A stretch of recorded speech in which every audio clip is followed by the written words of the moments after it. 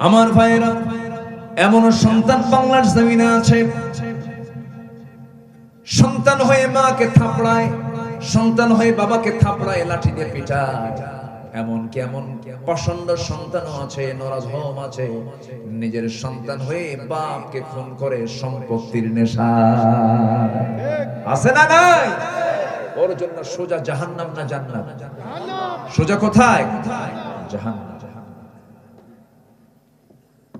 আমার বন্ধুগণ,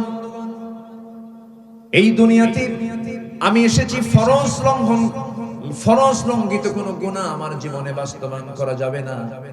ফরজ লঙ্ঘিত কোন গুনাহ করলে পরে তার জন্য জাহান্নাম বরাদ্দ হয়ে যাবে।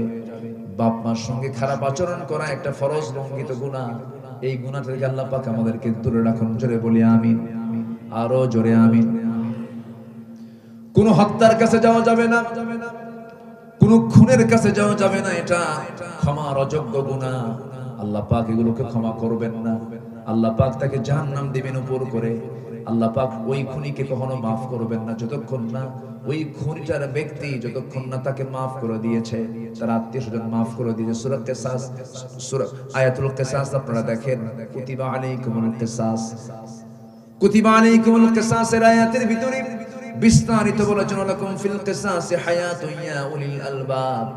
আমার বন্ধুগণ, বান্দার হক নষ্ট করবে যে বান্দার কাছ থেকে মাফ না চাওয়া পর্যন্ত, মাফ পাওয়া না পর্যন্ত আল্লাহ সেই বান্দাকে কখনো মাফ করবেন না। আমার ভাইয়েরা, আমরা আল্লাহর কাছ থেকে ওয়াদা করে এসেছি, হ্যাঁ তুমি আমার রব। আলাস্তু বিরাব্বিকুম ক্বালু বালা। এই স্বীকৃতি দিয়ে আমরা দুনিয়াতে এসেছি। আবার এই দুনিয়া থেকে আমরা যখন বিদায় নিয়ে নেব, এই স্বীকৃতির যদি আমরা পূর্ণ বাস্তবায়ন করতে পারি, আল্লাহ আমাকে জান্নাত দিবেন। আমার বন্ধুগণ, আমার রবকে বলেন, আসতে বলবেন আমার রবকে। রব মানে কি? রব মানে হলো আইনদাতা, রব মানে হলো বিধানদাতা। রব তাকে বলা হয়, সেই রব হতে পারেন, তিনি রব হতে পারেন যিনি সকল প্রকার অযোগ্যতা, ব্যর্থতা, অপূর্ণতা, সকল কিছু থেকে যিনি মুক্ত, তিনি হচ্ছেন আমার রব আল্লাহ। আমার বন্ধুগণ,